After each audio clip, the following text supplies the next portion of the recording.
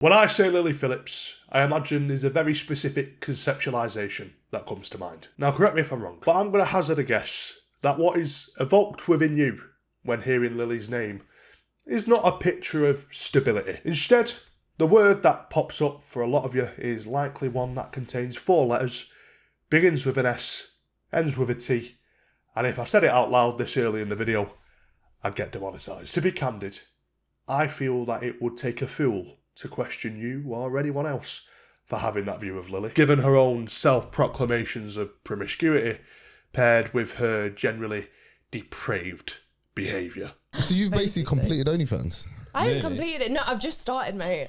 So where do you think you're going to be after this world record?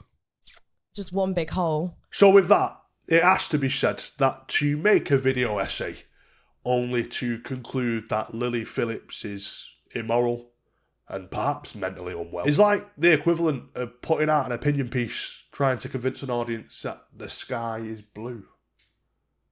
We know. Whatever your view on Lily, whether you believe that she's systemically harmful or simply an extreme example of sexual empowerment, I think, objectively speaking, we can come to a mostly unanimous consensus and say that Lily Phillips will never be the poster child of a healthy mind.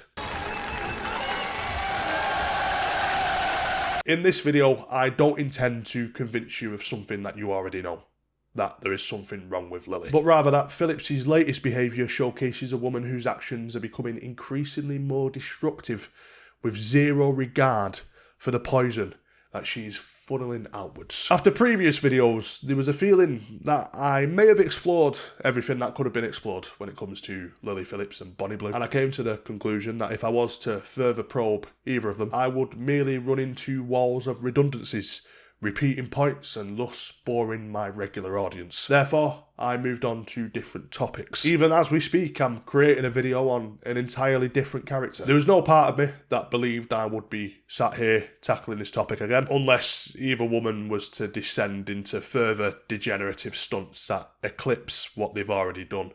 Something that I didn't think was actually possible for Lily or Bonnie. Until this week, when I came across this video.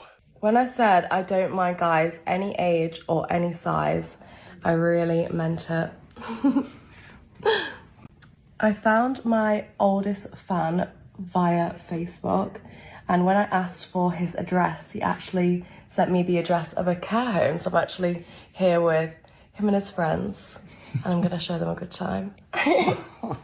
We'll discuss that absolute monstrosity of a video in just a second. But very briefly, I want to talk to you about today's video sponsor, Holy. Holy produces a range of better-for-you energy drinks, iced teas, milkshakes and hydration drinks. They're all super simple to put together, as demonstrated in the clip that you're seeing right now. They arrive in environmentally friendly packaging and are better for you than their mainstream competitors. That's a very important quality for someone like myself who needs to keep a close eye on what he puts into his body, given that at one point I weighed the same as an adult walrus. For that very reason, I spend most of my evenings in the gym, and that's where Holy Energy plays a vital role for me. If you're looking for a recommendation when it comes to Holy, my personal favourite, the Dragon Fruit Energy line. It's a new addition, and it is fire. If you don't want to go off my opinion, then Holy offer a deal for people like you, newcomers. They give you a chance to try their many different flavours and ranges with the Starter Set Deluxe Kit. It comes with this glass bottle.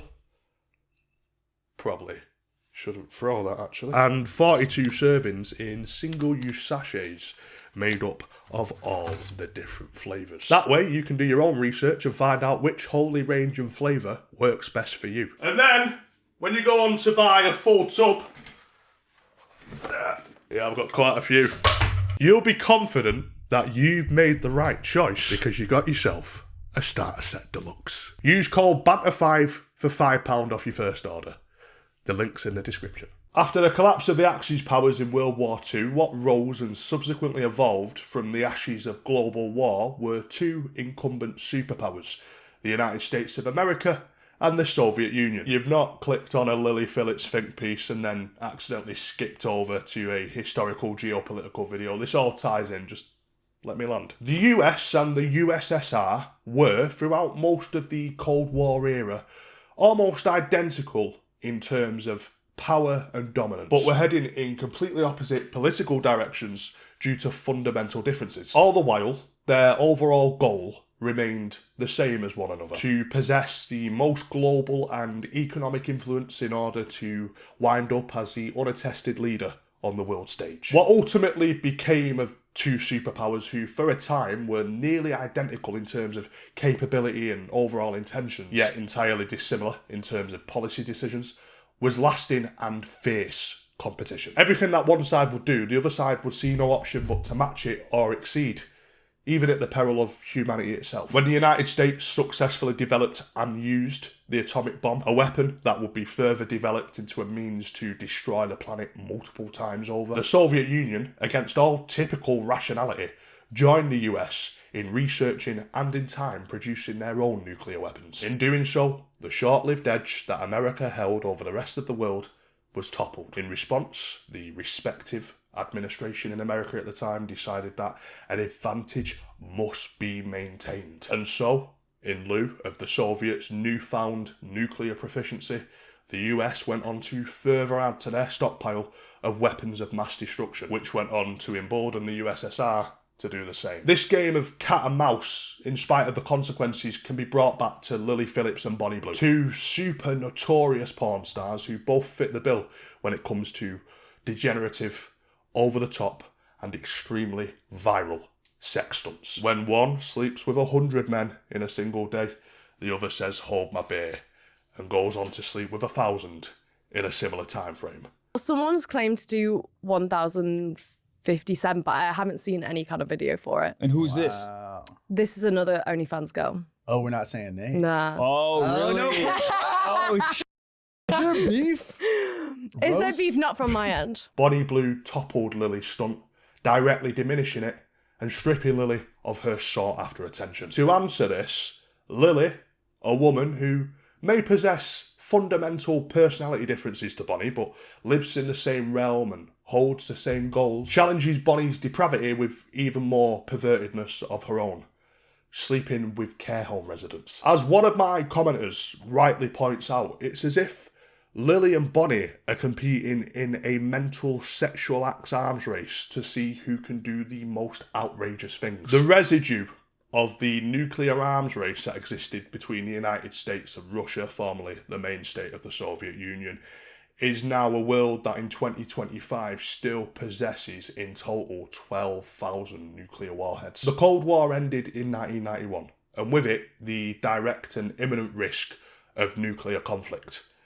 And yet, nukes still remain. Lily and Bonnie are battling it out, taking part in stunts that would perhaps be more tame without the existence of the competitor. In doing so, and in the name of short-term financial gain, they are creating for themselves an abhorrent reputation staining their lives long after they quit sex work. More importantly, by mutually engaging in this sex arms race to see who can be the most disgusting without any consideration for the wider long-term consequences when it comes to the younger audience who are watching along, Lily and Bonnie are directly and knowingly tainting the minds of young men and women by trying to normalise utter degeneracy. I've seen a couple of arguments in my own comment section in favour of what these women are doing, and the usual rebuttal towards me normally consists of other men informing me of the importance of allowing a slut to be a slut, so to speak. That this behaviour between consenting adults is okay because Lily and Bonnie are enjoying themselves. I want to make one point extremely clear. I'm a big supporter of personal autonomy. I believe in my heart of hearts that everyone should be free to go out and create their own lives, make their own mistakes, and potentially even suffer their own self-inflicted consequences. I also believe that your freedom carries more importance than my opinion on what you choose to do with that freedom. With that, it should be noted that none of these videos are ever a plea to the sex workers themselves to put a halt to what they're doing physically. Because, to put it bluntly, when it comes to the actions of two women who I don't know personally, I could not give two fucks. My issue is, and always will be, the message that goes along with the actions. Lily and Bonnie contribute heavily to a disingenuous narrative that extreme sex workers in particular often push, suggesting and sometimes even outwardly stating that this is all just a symptom of their own sexual liberation. The very same fabrication that fools more easily impressionable boys and girls and men and women alike into thinking that this boils down to promiscuity alone. This lie is pushed so much because it is their biggest selling point. After all, more often than not, as the consumer, you're not going to get off as easily if you know that Lily Phillips has a £2 million mortgage and a less than advantageous interest rate, and she's taking part in some of the most heinous acts imaginable primarily to pay that off. Instead, you're going to want to imagine that Lily is just simply gross because it will satisfy a fantasy that she tries her hardest to paint as a reality. The comments that I receive attempting to enlighten me that Lily Phillips is merely a promiscuous girl who is just acting out her own desires, that emboldens me to push this point even harder. Lily Phillips and people like her are not acting from a place of pure sexual pleasure, otherwise their OnlyFans would be free. Do I doubt that Lily enjoys sex more than the average woman? No, she probably does.